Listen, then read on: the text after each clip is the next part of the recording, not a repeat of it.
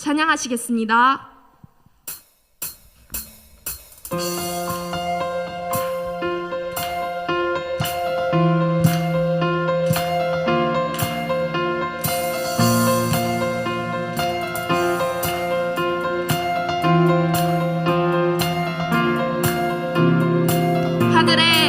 하늘에 계신 아버지 이름 거룩하며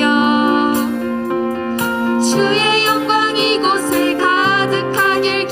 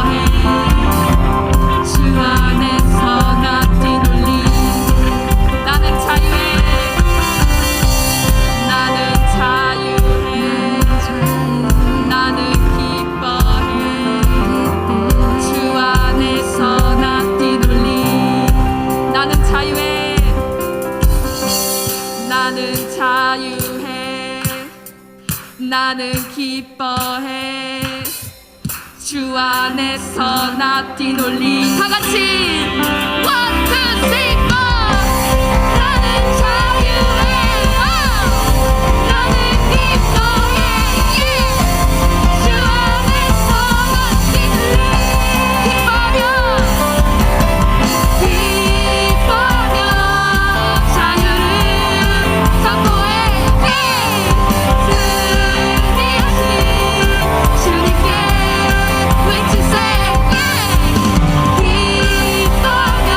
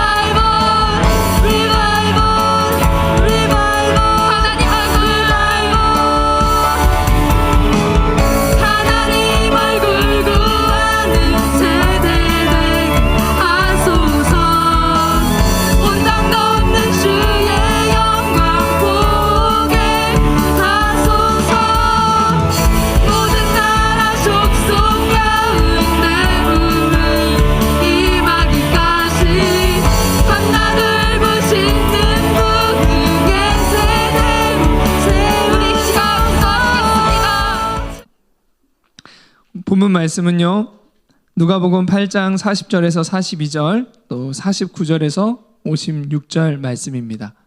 누가복음 8장 40절에서 42절, 그리고 49절에서 56절 말씀이에요.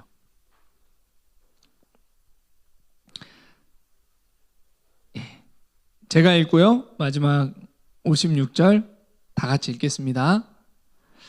예수께서 돌아오심에 무리가 환영하니 이는 다 기다렸음이로라. 이에 회당장인 야이로라 하는 사람이 와서 예수의 발 아래 엎드려 자기 집에 오시기를 간구하니 이는 자기에게 12살 된 외딸이 있어 죽어감이로라. 예수께서 가실 때에 무리가 밀려 들더라. 아직 말씀하실 때에 회당장이 집에서 사람이 와서 말하되 당신의 딸이 죽었나이다. 선생님을 더 괴롭게 하지 마소서 하거늘 예수께서 들으시고 이르시되 두려워하지 말고 믿기만 하라. 그리하면 딸이 구원을 얻으리라 하시고 그 집에 이르러 베드로와 요한과 야고보와 아이의 부모 외에는 함께 들어가기를 허락하지 아니하시니라. 모든 사람이 아이를 위하여 울며 통곡하매 예수께서 이르시되 울지 말라. 죽은 것이 아니라 잔다 하시니 그들이 그 죽은 것을 아는 고로 비웃더라. 예수께서 아이의 손을 잡고 불러 이르시되 아이야 일어나라 하시니 그 영이 돌아와 아이가 곧 일어나거든 예수께서 먹을 것을 주라 명하시니 그 부모가 놀라는지라. 예수께서 경고하사 이 일을 아무에게도 말하지 말라 하시니라. 아멘. 네, 오늘 나눌 말씀의 제목은 반드시 이루어진다 예요. 네, 벌써 믿음이 들어오시나요? 네, 아멘. 인터넷이 처음 나왔을 때 굉장히 놀라웠습니다. 옛날 얼마 전 얘기를 하면 제가 고등학교 때 인터넷이 좀 우리나라에 보급이 되면서 좀 활성화 막 되기 시작했어요. 좀 충격이었습니다. 전 세계의 정보를 앉아서 검색만으로도 다 찾을 수 있다는 거예요. 수업을 들어서 정보를 얻는 것이 아니라 누군가에게 물어봐서 도서관에 가서 정보를 얻는 것이 아니라 검색으로 정보를 얻을 수 있대요. 여러분 이게 너무 당연하죠. 저는 충격이었어요. 이게 가능해? 진짜야? 아니 어떻게 이걸로 따다닥 해서 그걸 다 얻어? 이렇게 생각을 했었습니다. 근데 지금은 인터넷 속도가 너무 빨라져가지고 원하는 정보, 내가 원하는 것들을 아주 실시간으로 빠르게 우리가 얻을 수 있는 그러한 시대가 되었죠. 그리고 불과 이제 코로나가 확산되는 몇 년 전, 1년 전인가요? 2년 전인가요? 어느 소셜 그 마켓에서는 저녁에 전화를 해서 주문을 하면 아침에 와 있어. 이게 너무 신기한 거예요. 저녁에 제 아내가 막 이렇게 띠디딕 해가지고 장 봐야 되는데 띠디딕 하는데 새벽에 문 열면 거기 딱 와 있는 거야. 이거 깜빡했다. 선물해줘야 되는데 책도 마찬가지야. 거기서 띠디딕 하면 그 다음날 책이 집에 앞에 와 있어. 이야, 이게 가능하네? 이런 시대가 되어버렸어요. 굉장히 우리가 원하는 것을 빨리빨리 얻을 수 있는 그런 시대가 됐습니다. 좋은 점도 있지만 반면에 또 우리가 원하는 것을 빨리빨리 얻지 못하면 굉장히 불편한 시대가 또한 되어버린 것 같아요. 이러한 시대를 우리가 살다 보니까 알게 모르게 어떤 원인과 과정을 파악하고 그 문제를 해결하고 그 과정 안에서 인내하는 그런 모습들이 내 안에서 조금씩 사라져 가기도 하는 것 같습니다. 저는 그러한 나의 모습들을, 여러분과 저가 세대 차이가 얼마 안 나잖아요. 그래서 그런 저의 모습들을 한숨을 그런 저의 모습들을 이렇게 많이 보고 있습니다. 저도 모르게 빠른 결과만을 바라고 있는 그런 모습들이 제 안에 있더라고요. 이렇게 시대가 어떻게 되든지요, 무언가가 이루어지기 위해서는 과정이 있습니다. 이 과정을 생각하지 않으면 내게 빨리 내가 원하는 결과를 줄 수 있는 무언가를 그냥 찾아서 헤매는 삶을 그렇게 살아가요. 결과가 빨리 안 나오네, 또 다른 거 찾고. 결과가 빨리 안 나오네, 또 다른 거 찾고. 이런 삶을 살아가게 됩니다. 신앙생활도 마찬가지예요. 하나님이 내게 가지고 계신 어떤 비전과 내게 주셨던 사명, 그리고 정말 나를 통해서 꼭 이루시고자 하는 그러한 기도 제목들이 이 땅에 이루어지기 위해서는 그 믿음의 길을 걸어가는 과정이 있습니다. 그러나 우리가 나도 모르게 뭐 인스턴트식으로 자판기 누르듯 그것이 빨리 이루어지지 않으면 굉장히 다급해하거나 하나님 앞에 삐지거나 아니면 또 다른 방법, 세상적인 방법을 찾아서 나아가는 경우들이 있는 것 같아요. 이 과정을 무시하거나 염두에 두고 있지 않기 때문에 우리가 쉽게 낙심하고 믿음의 길에서 벗어나게 되는 것입니다. 오늘 같이 읽은 본문은요, 이러한 믿음의 과정을 아주 잘 설명하고 있는 그러한 본문입니다. 그 영적인 원리들이 실제 잘 담겨있는 그러한 본문이에요.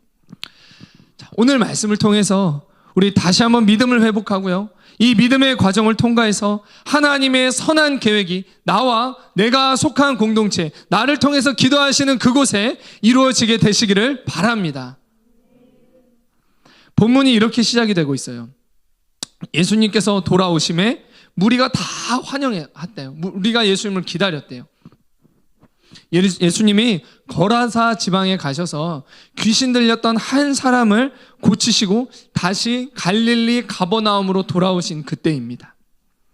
사람들이 예수님을 기다리고 있었어요. 왜요? 예수님의 공생의 3년 기간 중에 이 기간은 예수님이 인기 절정의 시간들이었어요. 예수님이 능력을 행하시고 정말 권세 있는 말씀을 전하니까, 어디서도 들어보지 못한 정말 그런 말씀이 막 선포되니까 사람들이 예수님 앞에 막 몰려들기 시작했어요. 바로 이때에 무리들이 많이 기다리고 사람들이 몰려오는 이때에 누가 나오냐면요, 오늘 본문의 주인공인 야이로가 나옵니다. 야이로라는 사람이 예수님 앞에 다급하게 다가왔어요. 이 야이로에 대해서 한번 보죠. 네. 야이로가 어떤 사람이었냐면요, 그는 회당장이었습니다. 회당은 어떤 곳이냐면요, 예루살렘 성전 외에 곳곳에서 예배를 드렸던 그런 장소라고 생각하면 돼요. 이스라엘이 나라를 잃고 포로 생활을 하게 됐을 때 예루살렘 성전에서 예배를 드리지 못하게 되면서 그 이방 나라 그리고 곳곳에 그 회당이 생기기 시작했습니다. 그래서 유대인들은 예배를 생명같이 여기기 때문에 그곳에서 모여 예배를 드리기 시작했어요. 그래서 지금도 유대인의 이 회당에서는 한 10명 정도 사람들이 모이면요, 예배를 시작한다고 해요.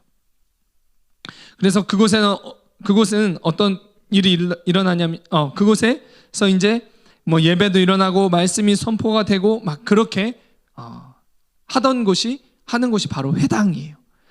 야이로가 어떤 사람이냐면요, 바로 이 회당을 관리하는, 이 회당에 대한 어떤 총체적인 책임을 가지고 있는 회당장이었어요. 회당장은 예배를 주관할 사람, 기도할 사람, 율법서와 선지자를 읽고 그걸 해석할 사람, 그런 사람들을 정하는 일을 했고요, 또한 율법에 어긋나는 일을 하는 사람들은 책망하기도 했습니다. 그랬기 때문에 이 회당장은 유대 사회에서 어떤 영향력 있는 존경받을 만한 장로들 중에 투표로 선정이 되었대요. 나이도 많고요, 굉장히 존경받는 그러한 사람이었겠죠. 그런 사람들에게 존경받는 그 어른이 바로 야이로였어요.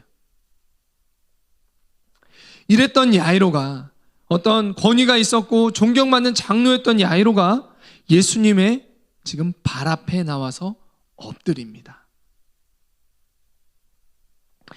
발 앞에 나와서 엎드렸다는 건 뭐예요? 네, 예수님 앞에 지금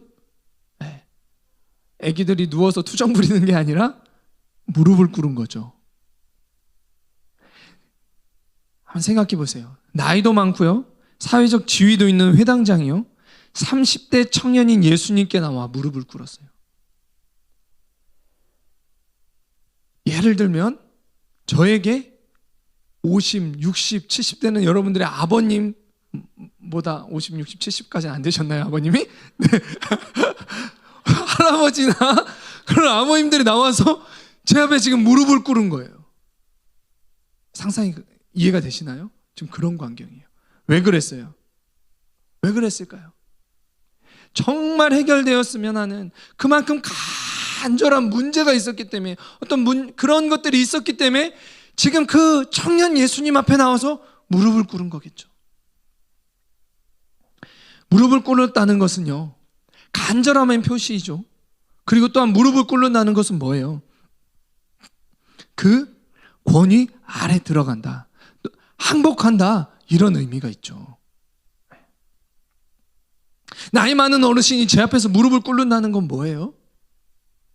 이런 의미이겠죠. 항복한다, 나이는 나보다 어리지만 내가 그 권위 안에 들어간다, 이런 의미가 있는 거죠. 여기서 우리가 기억해야 될 중요한 포인트가 있습니다. 세상적으로는 무릎 꿇는 것이 어때요? 무릎 꿇는다는 건 굉장히 비굴하고 비참한 일입니다. 그렇지만요, 예수님 앞에서 무릎 꿇는 것은 축복의 시작입니다. 무릎 꿇는 것은 복을 받기 위한 자세예요. 창세기 1장 28절에 하나님이 사람을 창조하시고 사명을 주시는 그런 장면이 나옵니다. 창세기 1장 28절 말씀이에요. 하나님이 그들에게 복 주시며 하나님이 그들에게 이르시되 생육하고 번성하여 땅에 충만하라, 땅을 정복하라, 바다의 물고기와 하늘의 새와 땅에 움직이는 모든 생물을 다스리라 하시니라. 아멘. 하나님이 사람을 창조하시고요, 우리가 해야 할 일, 그 사명을 쭉 열거하시죠. 근데 그 사명을 주시면서 맨 처음에 뭐를 주세요? 복을 같이 주십니다. 복을 주시며 사명을 감당하라 하는 거예요. 근데 여기서 복이라는 이 단어가 굉장히 놀라운 단어예요.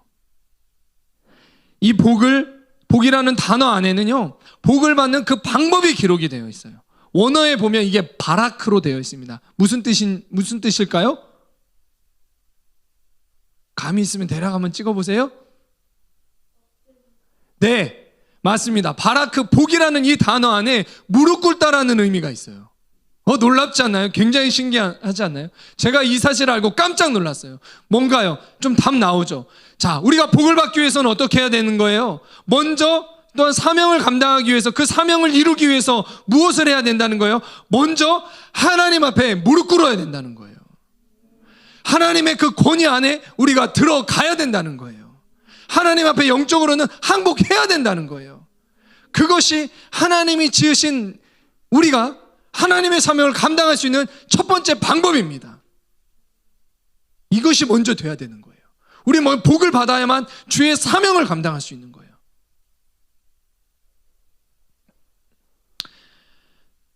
간절한 문제, 여러분 기도 제목이 있으신가요? 하나님이 나에게 주신 어떤 비전과 꿈과 그런 사명이 이루어지기를 여러분 바라시나요? 그러기 위해서는 나에게는 하나님의 축복이 필요합니다. 그 복을 받기 위해서 우리는 야이로처럼 예수님 앞에 나와 먼저 무릎 꿇어야 돼요.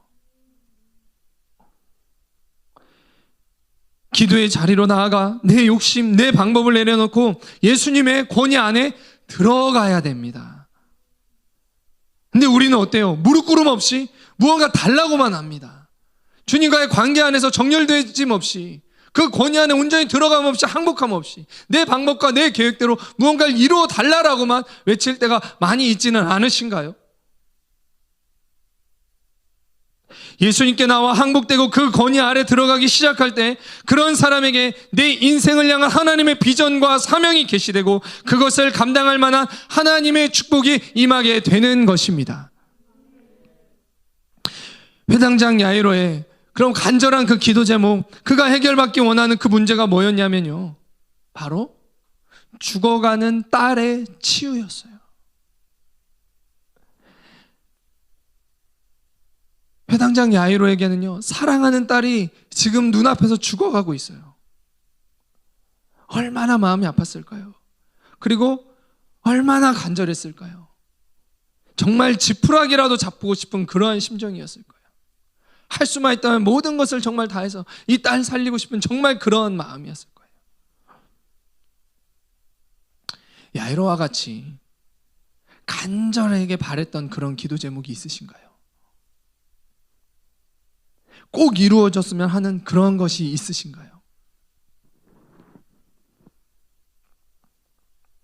하나님은요, 하나님의 선한 계획을 행하실 때 어떻게 행하시냐면 우리 안에 소원을 두고 행하십니다. 빌립보서 2장 13절 말씀이에요. 중요한 말씀입니다. 같이 한번 읽겠습니다. 시작.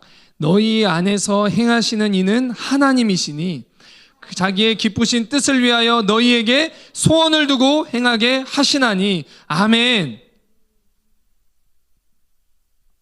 우리 안에서 하나님이 일을 행하신대요. 내 안에서. 근데 하나님의 기쁘신 뜻이 이루어지도록 어떻게 하시냐면 나에게 소원을 주시고 그걸 행하게 하심으로 하나님의 뜻을 이루어 가신다고 말씀하십니다. 하나님이 내게 주신 선한 소원과 마음, 그것이 바로 하나님의 선한 계획이에요. 하나님이 내게 또는 나를 통해 이루시고자 하는 하나님의 선한 계획이 뭐냐? 하나님이 내게 주시는 소원과 마음이라는 겁니다. 저는 이런 간절한 소원이 있어요. 고등부 예배가 회복되고 고등부를 통해 갈렙의 용사가 세워져서 캠퍼스로 나아가는 거예요. 기도하면 할수록 굉장히 간절해집니다. 꼭 이루어졌으면 좋겠어요. 하나님, 내가 무엇을 해서가 아니라 하나님 정말 그것이 이루어졌으면 좋겠고요. 정말 그것을 봤으면 좋겠어요. 라고 기도하게 돼요. 시간이 많이 흘렀는데요. 하나님이 주셨던 이 말씀을 나눈 지가 이제 한 3년이 지났는데도 그 마음이 사그러들지 않아요. 내 안에 나를 향한 또는 나의 가정을 향한 아니면 고등부를 향한 나의 학교를 향한 어떠한 소원이 있으신가요? 하나님이 이루시고자 하는 그 선한 계획은 어떤 것인가요? 지난주에 몇 명 학생들과 교제를 했었는데 그 학생들이 이런 얘기를 하더라고요. 올해가 얼마 안 남았는데 올해가 가기 전에 고등부 신년 말씀처럼 나의 예수님을 만나고 전하는 삶이 정말 되고 싶어요. 이렇게 얘기하더라고요. 그것이 하나님이 우리에게 주신 소원이고 하나님이 우리에게 이루시고자 하는 계획임을 믿으시기 바랍니다. 내 안에 하나님이 그런 소원을 주셨다면 하나님이 그것을 이루시기 위해 이미 일을 시작하신 거예요. 예수님은 야이로의 간청을 들으시고 딸을 고치시기 위해 그의 집으로 발걸음을 이제 옮기십니다. 자, 예수님이 이제 발걸음을 떼셨어요. 그 바람과 소원이 그대로 이루어지면 이제 정말 좋겠습니다. 그런데 바로 이루어지지 않았어요. 그의 믿음을 방해하는 사건과 상황들이 생겨버린 거예요. 하나님이 우리에게 선한 소원을 주셨어도 그것이 이루어지지 못하도록 나의 믿음을 방해하는 사건과 상황들이 생깁니다. 이것이 믿음의 길을 가는 과정 속에서 생기는 그러한 일들이에요. 하나님의 약속과 하나님의 능력은 어떻게 이루어지냐? 그리고 어떻게 내 눈앞에서 나타나게 되느냐? 바로 믿음을 통해서 그래요. 그래서 끝까지 믿음을 지켜야 합니다. 믿음의 싸움을 싸울 때 나와 이 땅에 두신 하나님의 뜻이 눈앞에 보여지게 되는 거예요. 이 땅에 이루어져요. 지금도 하나님은 하나님의 뜻을 이 땅에 풀어내기 원하시는데 많은 사람들이 믿음의 싸움에서 지고 있고 믿음을 포기해버리고 있어요. 그래서 예수님도 말씀하셨습니다. 인자가 다시 이 땅에 올 때 믿음이 있는 사람을 과연 보겠느냐?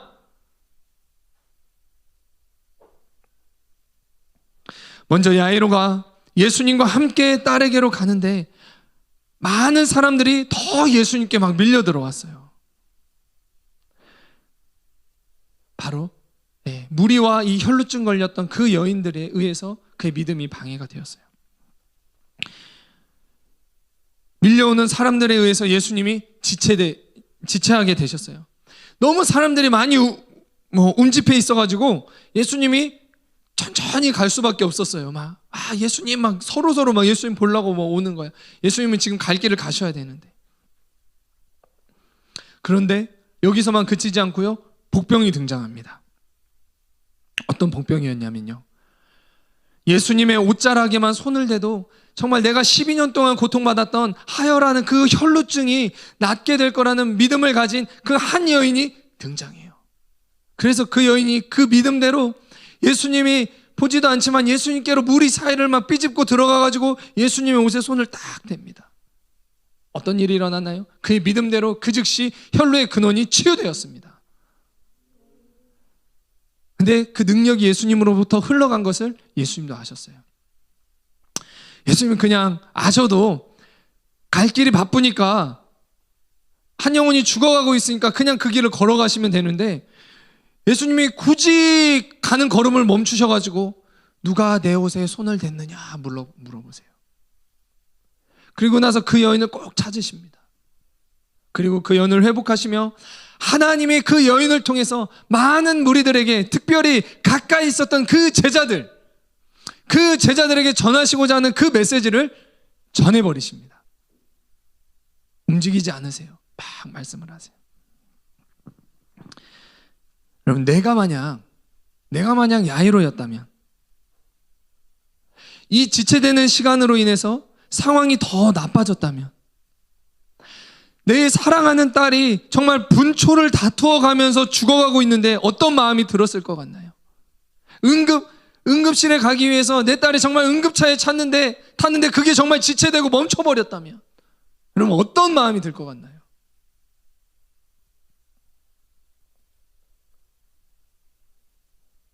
다른 사람을 탓하고 환경을 원망할 수도 있어요. 그러나 믿음의 길을 가는 과정 속에 방해가 있을 때, 다른 사람과 환경을 탓하고 원망한다면 우리는 원망의 영에 영향을 받게 됩니다.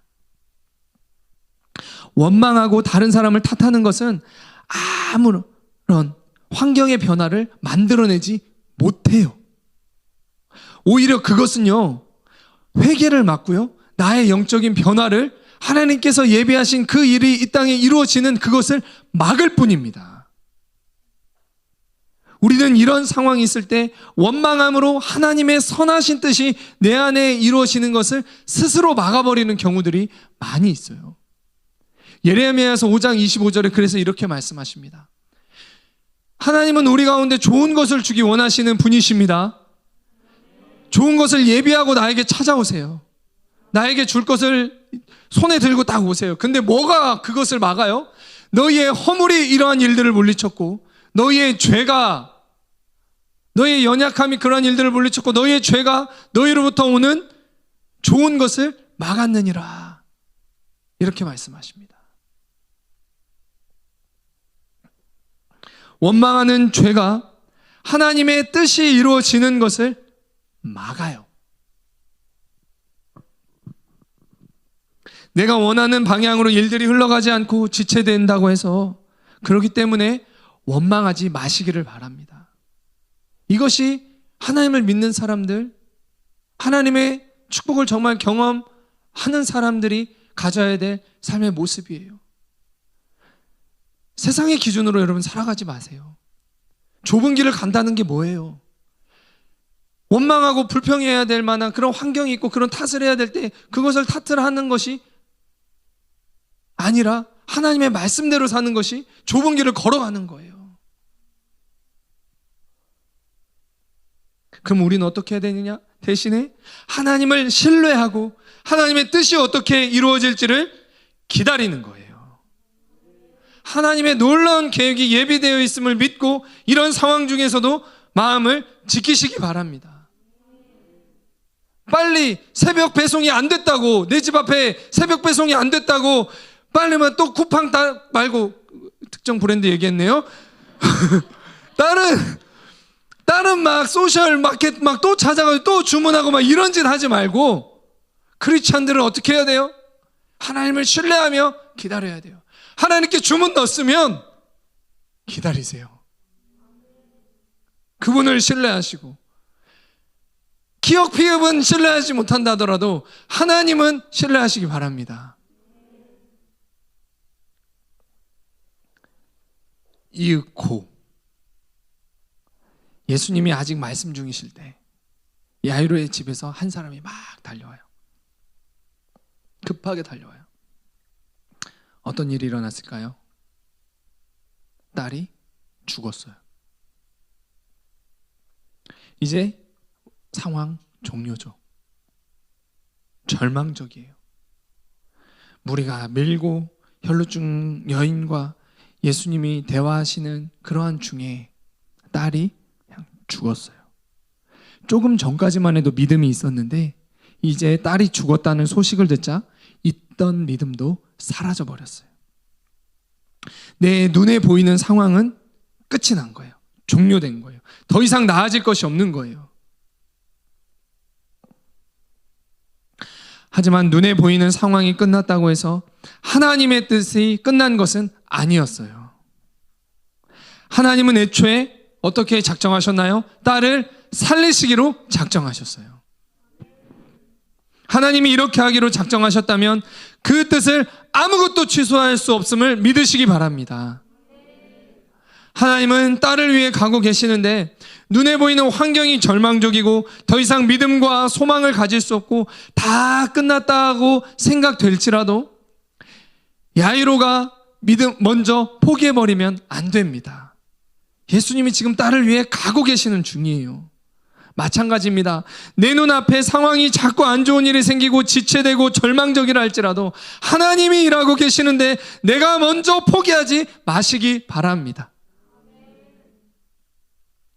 고등학생이 되면 대입과 수능만을 나도 모르게 바라보게 되는 경우들이 많은데 대입과 수능이 끝이 아니에요.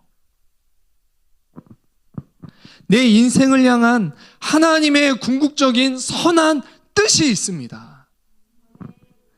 대입만을 바라보는 사람은요, 대입이 좋은 결과를 주면 신앙이 좋고 대입 결과가 안 좋았으면 하나님과의 관계를 멀리합니다.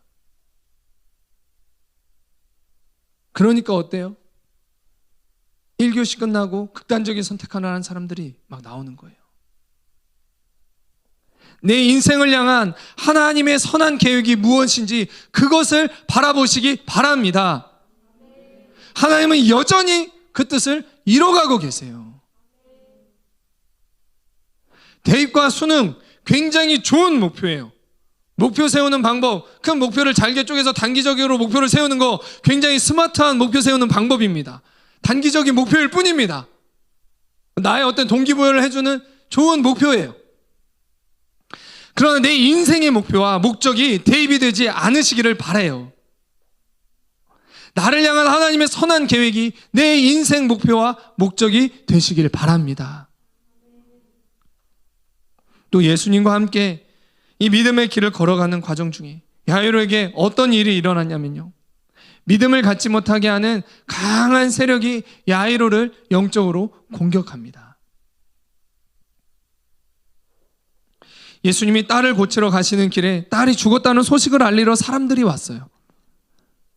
그리고 이 사람들이 어떻게 하냐면 딸이 이제 죽었으니 예수님 그냥 가세요. 예수님 우리 돌려보내줍시다. 이렇게 얘기를 해요. 상황이 끝났다는 거예요. 눈에 보이는 상황이 끝났다는 거예요. 예수님이 상황을 종료하신 것이 아닌데 이들이 먼저 상황을 끝내버리고자 한 거예요. 이렇게 상황 앞에 들려오는 이런 말들은 나의 믿음을 떨어뜨리는 불신의 세력의 공격입니다. 믿음을 방해하는 세력이에요. 이것은 그냥 일어난 일들이 아니라 영적인 공격입니다. 이 공격을 분별해야 믿음을 지킬 수가 있어요.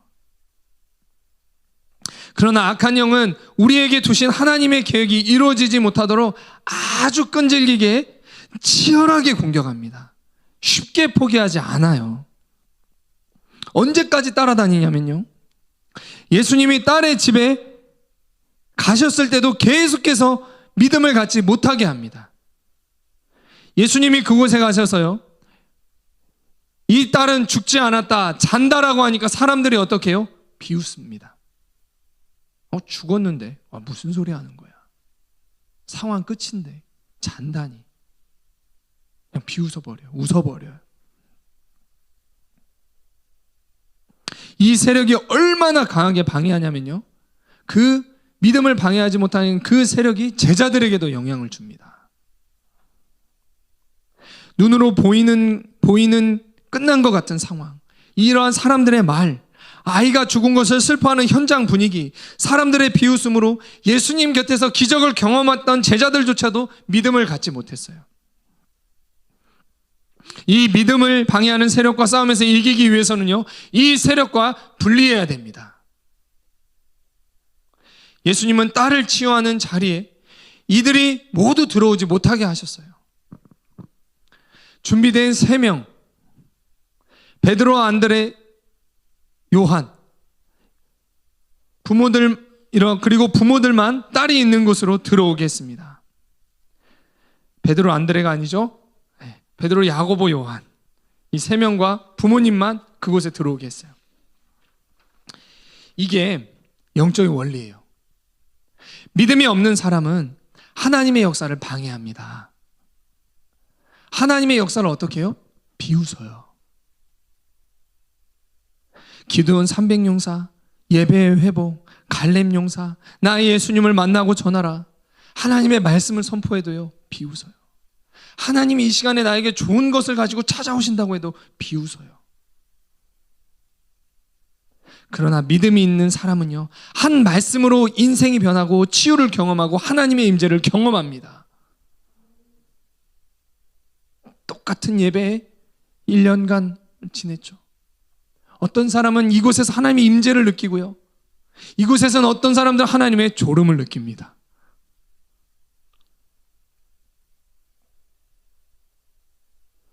이곳에서 어떤 사람은 믿음이 충만해져서 나가고요, 어떤 사람은 졸음이 충만해져서 나가요. 그리고 하나님의 말씀을 나중에 어때요? 뭐가 그래? 영적으로는 비웃어요. 내 안에 들어와 있는 불신을 잘라버리시기 바랍니다.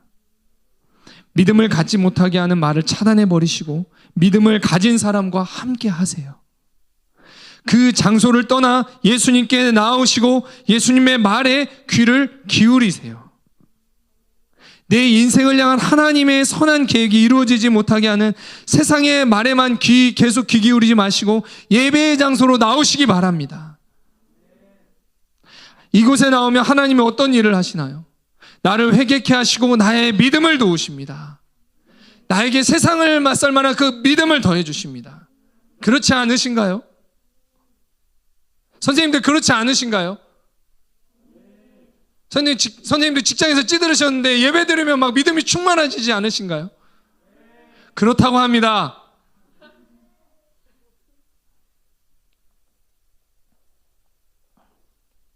자, 저와 이곳에 계신 그리고 오늘 예배를 드리시는 분들, 모든 일의 시작은 하나님 앞에서부터 하시기 바랍니다. 하나님으로부터 시작하시기를 바라요. 생명이 있다라는 건요, 연어가 물살을 거스르듯 거슬러 올라가는 것을 말합니다. 그 생명이 누구에게 있느냐? 바로 예수님에게 있습니다. 요한복음 1장 4절 말씀이에요. 그 안에 뭐가 있으니? 생명이 있으니 이 생명은 사람들의 빛이라. 아멘. 이 생명이 사람들에게 소망이라는 거예요. 예수님은 그 생명을 가지고 이 땅에 오셨습니다. 예수님은 그 생명을 가지고 이 예배 가운데 영으로 임재하심을 믿으시기 바랍니다. 믿음을 방해하는 세력을 쫓아내시고 분리하시길 바라요. 그래서 집에만 머물지 마시고 예배의 장소에 나오시기를 바라요. 예배 드리는 그 시간을 지키시기를 바라요. 그리고 세상의 말에 귀 기울이는 것이 아니라 그 나의 믿음을 방해하는 여러 가지 공격하는 내 안에 있는 또한 악한 영들과 더불어서 나의 믿음을 방해하는 그러한 말들에 또한 귀 기울이시고 우리는 무엇을 얘기하느냐? 분리되기 위해서는 하나님의 말씀을 강력하게 선포해야 합니다. 하나님의 말씀이 칼입니다. 영적인 무기예요. 찔러 쪼개는 거예요. 어디까지요? 혼과 관절과 골수와 나의 영까지도 찔러 쪼갠대요. 이 시간에 내 영에 들어와 있는, 내 혼에 들어와 있는, 내 육신에 들어와 있는 그 악한 그 실체를 찔러 쪼개는 거예요. 그래서 생명이 임하는 것입니다. 바이러스를 가지고서 좋은 것을 많이 먹는다고 해서 그것으로 끝나는 것이 아니라 바이러스를 없애버려야 된다는 거예요.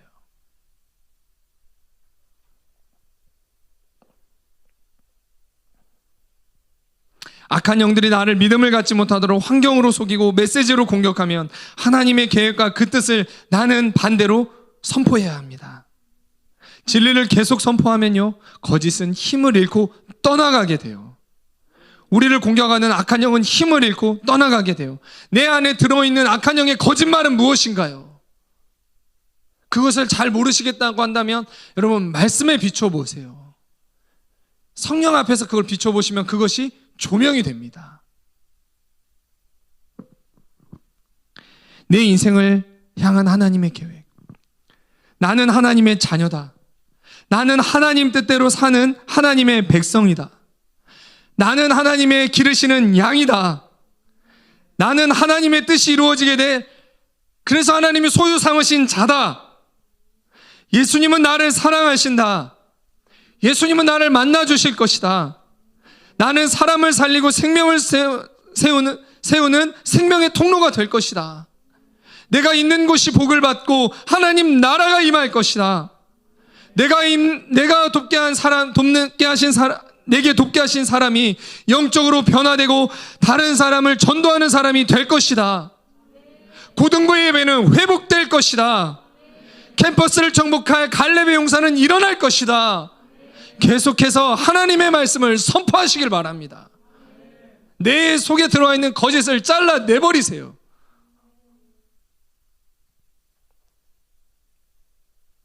내 인생이 망할 것 같은 그 거짓된 속임들을 잘라내버리세요.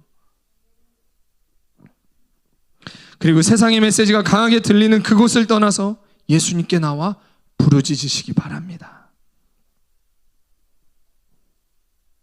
이렇게 불신의 세력이 야이로의 믿음을 흔들 때 예수님은 어떻게 하셨냐면요, 그의 믿음을 도우셨습니다.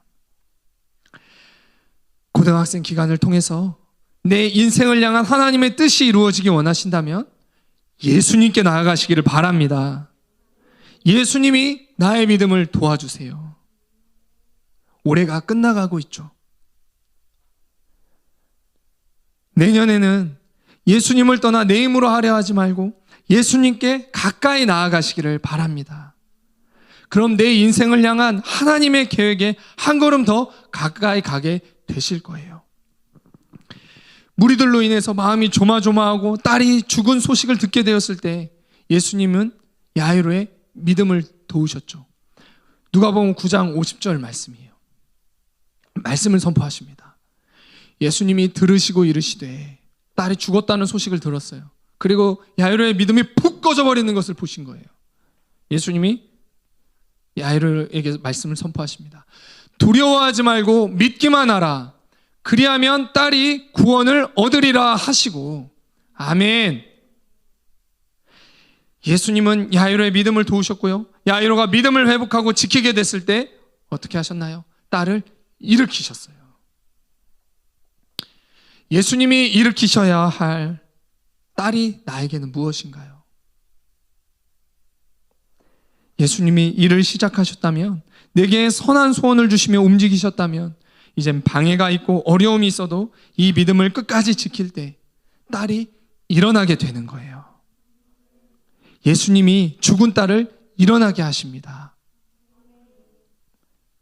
이 시간 믿음을 가질 때 죽어있는 나의 영이 살아나고 회복이 필요한 영이 일어나게 되는 것을 믿으시기 바랍니다. 우리가 믿음을 가질 때 잠자는 죽은 듯한 내 영혼이 다음 세대들이 일어나게 될 것입니다. 예수님이 나의 믿음을 돕고 계세요. 지금 예수님이 나의 믿음을 도우실 때 믿음을 회복하시고 믿음의 싸움에서 승리하시기를 바랍니다. 고등학생이 되고 이제 고2가 되고 고3이 되고 대학생이 돼요. 이상하게 고등학생이 된 것뿐인데 하나님과 관계는 점점 멀어지는 것 같은 걸 느끼는 그런 친구들이 있나요? 중학교 때 멀어진 관계가 좀처럼 좁혀지지 않는 그런 친구들이 있나요? 하나님이 주신 은혜가 있었고 새로운 결단이 있었는데 왜 말씀이 점점 들리지 않고 기도가 왜 안 될까요? 우리가 믿음의 길을 가는 과정에는 무수히 많은 방해들이 있기 때문이에요. 그 방해 앞에 내가 점점 믿음을 잃어버렸기 때문입니다. 믿음의 싸움을 싸운 것이 아니라 그 말을 받아들이고 어떤 혈과 육과 내 계획과 방법적인 싸움을 싸우고 있기 때문에 영적으로는 패배하는 거예요.